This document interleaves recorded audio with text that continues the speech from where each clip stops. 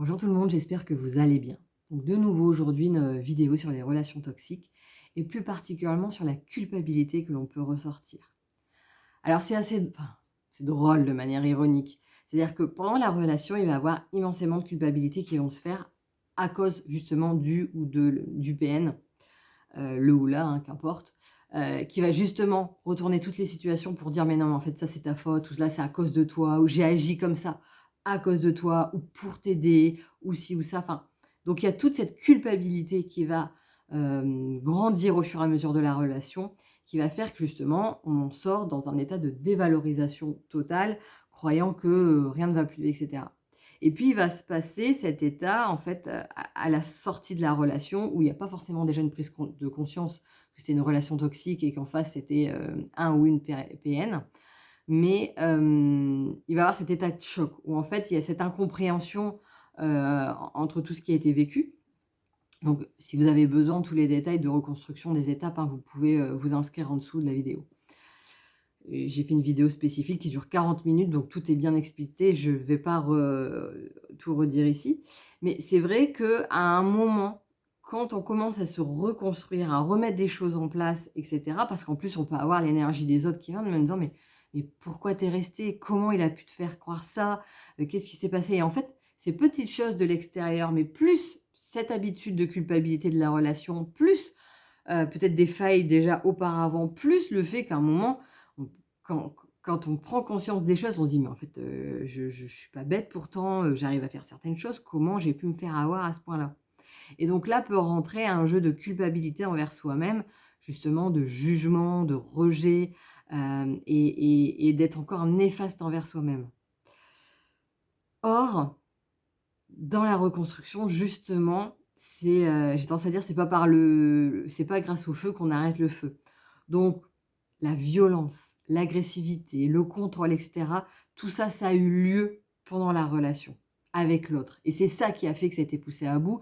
C'est ça qui a fait que, au fur et à mesure des semaines, des mois, des années et ben, nous sommes éteintes, voire à un moment on a perdu, contact avec la réalité, espoir d'un futur qui pourrait s'améliorer, enfin et cetera. Il y a plein de choses qui se sont passées et donc derrière, quand on sort de là, qui n'est pas simple du tout, qui plus est quand on doit encore être en plus en contact avec le ou la PN pour différentes raisons, ça n'aide en rien et là on passe encore par une vraie épreuve de force, d'où l'importance de se faire accompagner.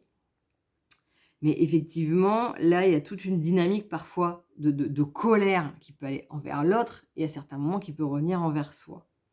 Et donc c'est là l'importance de se poser et de s'apporter la douceur qu'on n'a pas eue justement dans les relations, mais qu'on mérite pleinement.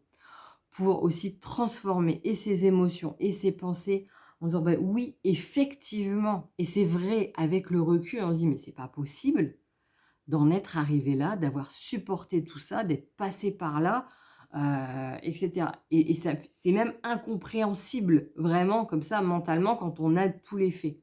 Sauf qu'il faut pas oublier qu'il n'y a pas qu'une histoire de faits dans cette histoire, il y avait aussi toute une histoire, justement de blessures, d'emprise, en fait, d'une toile d'araignée qui se fait au fur et à mesure, qui fait qu'au fur et à mesure, la personne, elle a plus l'énergie de se battre, elle est dans un tunnel, elle voit plus la lumière et comme je disais dans d'autres vidéos, elle s'éteint au fur et à mesure. C'est tout le fait qu'après, bah, la victime se retrouve, plus du tout, en contact avec même elle-même, à savoir quels sont ses propres besoins ou comment elle peut faire pour se faire du bien. Donc il y a toute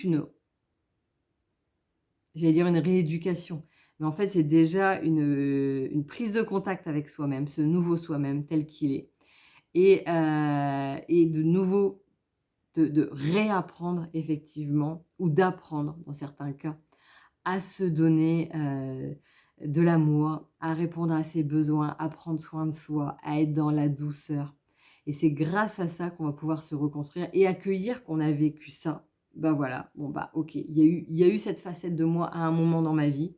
Je ne peux pas revenir en arrière, ça c'est sûr. Par contre, je peux faire en sorte que ça ne se reproduise plus grâce à comment je me reconstruis aujourd'hui.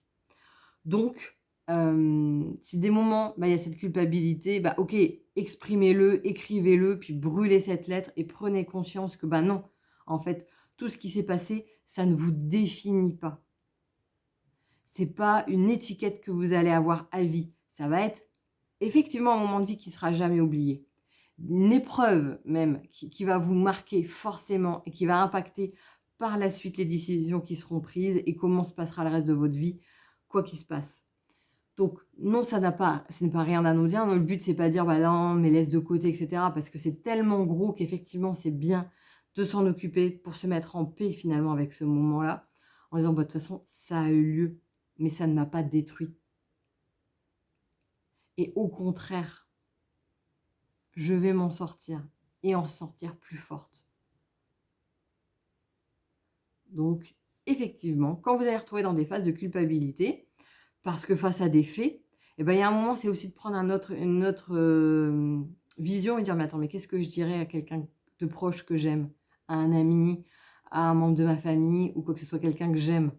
Bah, je lui dirais pas de continuer à se laminer comme ça. Non, au contraire, c'est de lui mettre de l'amour et cetera. Bah, ce discours que vous pouvez avoir envers les gens que vous aimez, apprenez à vous le dire à vous-même par petites touches. Même si au début c'est pas fluide, même si au début vous avez l'impression que vous n'y croyez pas. Et ben justement, par petites touches et avec derrière bah, la reconstruction qui se fait, ça va amener des fondations qui seront d'un tout autre ordre.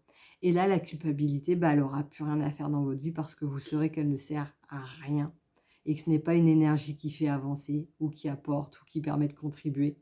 Donc au fur et à mesure, elle va être mise au placard en disant: «Mais» parce que de nouvelles choses vont être mises en place pour justement, bah, être plus en paix avec soi-même, s'accueillir et donc à être dans un autre relationnel avec soi, avec la vie, avec les autres.